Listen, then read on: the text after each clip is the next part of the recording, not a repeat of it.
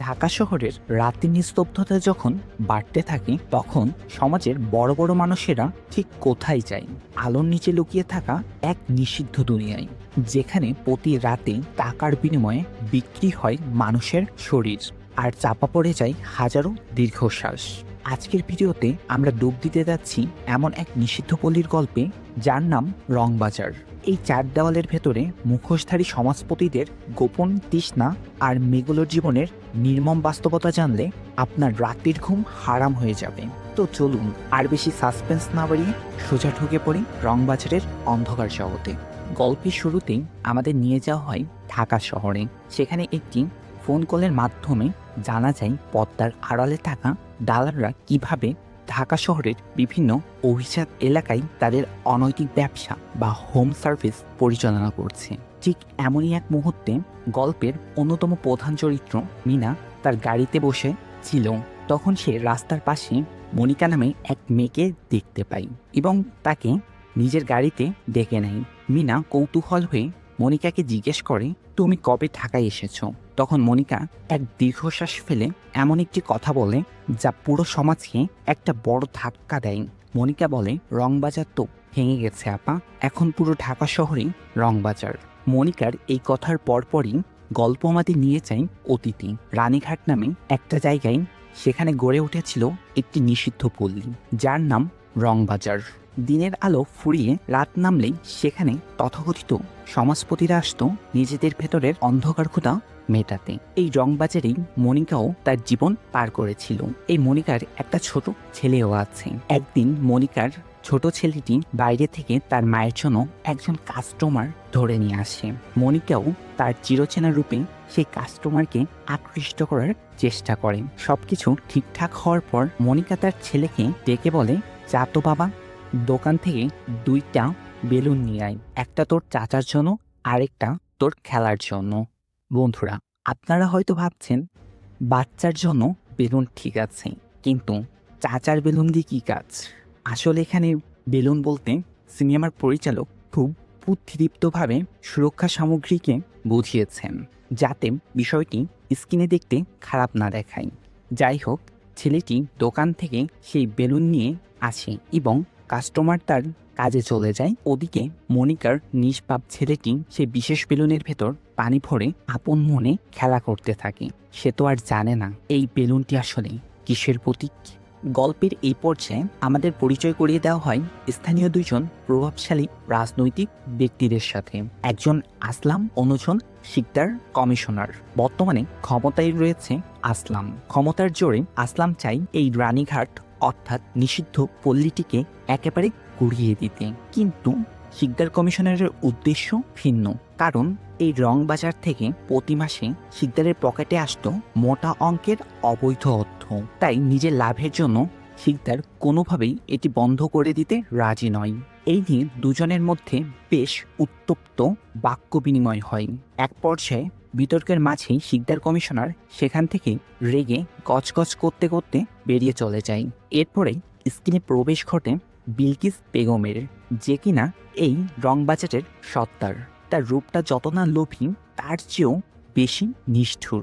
সে লাইজু নামে নতুন এক অসহায় মেয়েকে জোরপূর্বক এই অন্ধকার জগতের খাতায় নাম লিখতে বাধ্য করেন। লাইজু কাঁদছিল, ছটফট করছিল, কিন্তু বিলকিস বেগমের পাথরের মতন হৃদয় সেই কান্না কোনো আঁচড় কাটতে পারছিল না। সে জোর করে পোশাক টেনে হিঁচড়ে তাকে এই নরকে ঠেলে দেয়। এরপরের দৃশ্যটি এই সিনেমার চোখ খুলে দেওয়ার মতন দৃশ্য। দেখানো হয় সুন্দরী নামের এক হিজড়াকে, যে একজন মৃত মেয়ের লাশ টেনে নিয়ে যাচ্ছিল, আর তার চোখে মুখে ছিল এক চরম বাস্তবতা আর উপহাসের বাণী। সাধুর দেশে পাপী মরেছে, পাপ হয়েছে শেষ। নিষিদ্ধ পল্লীতে যে কোনো ধর্মের মেয়েদের বিদয়টা চিতার আগুনেই শেষ হয়, কারণ তথাকথিত সমাজের কোনো মৌলবী এই মেয়েদের জানাজা পড়তে রাজি হয় না। এমনকি কবরস্থানে কবর দিতেও বাধা দেওয়া হয়। তাই বাধ্য হয়েই সব ধর্মের লাশের শেষ ঠিকানা হয় চিতার আগুনে। ক্ষমতার দাপট দেখাতে আসলাম সরাসরি চলে আসে রানীঘাটের সর্দার বিলকিস বেগমের ডেরায়। আসলাম শুধু হুমকি দিতে আসেনি, সাথে এনেছে বিশাল এক টোপ। সে বিলকিস বেগমকে নগদ 10 লক্ষ টাকা এবং একটি রাজপ্রাসাদের সমতুল্য বাড়ি দেওয়ার লোভ দেখায়। তবে শর্ত একটাই, এই রানীঘাটটাকে চিরতরে খালি করে দিতে হবে। কিন্তু বিলকিস বেগম তো আর সাধারণ কোনো নারী নয়, সে এই অন্ধকার জগতের সম্রাট। আসলামের এই লোভ দেখানোর স্টাইল তার মোটেও পছন্দ হলো না। সে চরম ক্ষোভ আর অহংকার নিয়ে আসলামকে সরাসরি ধমক দিয়ে বলে, আমি এক তুড়ি দিলে তুই এখান থেকে উড়ে যাবি। আমাকে লোভ দেখাতে আসছিস তুই? আসলামও দম্বার পাত্র নয়।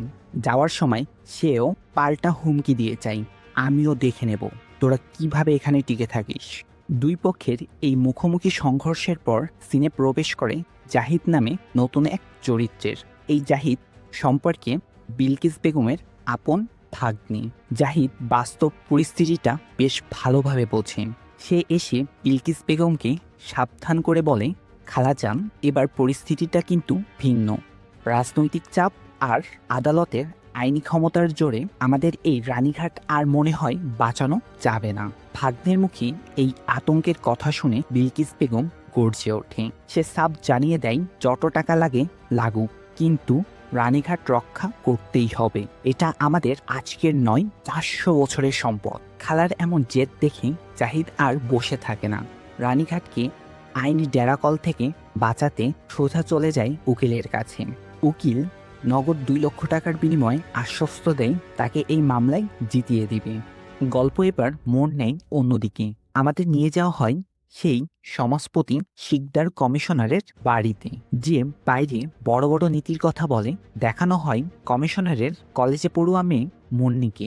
মুন্নি যখন তার বন্ধুদের সাথে বাইরে আড্ডা দিতে যাওয়ার জন্য বের হচ্ছিল, তখন তার মা তাকে বাধা দেয়।